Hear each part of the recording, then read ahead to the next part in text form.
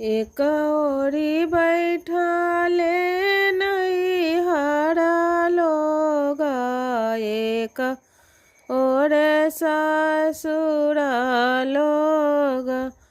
बीचवा में बैठलन अनजानु दुल्हा, अबे धनी हमर। बीचवा में बैठलन अनजानु दुल्हा, अबे धनी हमर।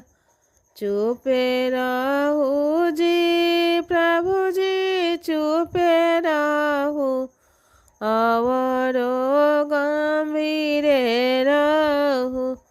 जबे पापा करिहे कन्यादान, तबहि धनी राउर। जबे पापा करिहे कन्यादान, तबहि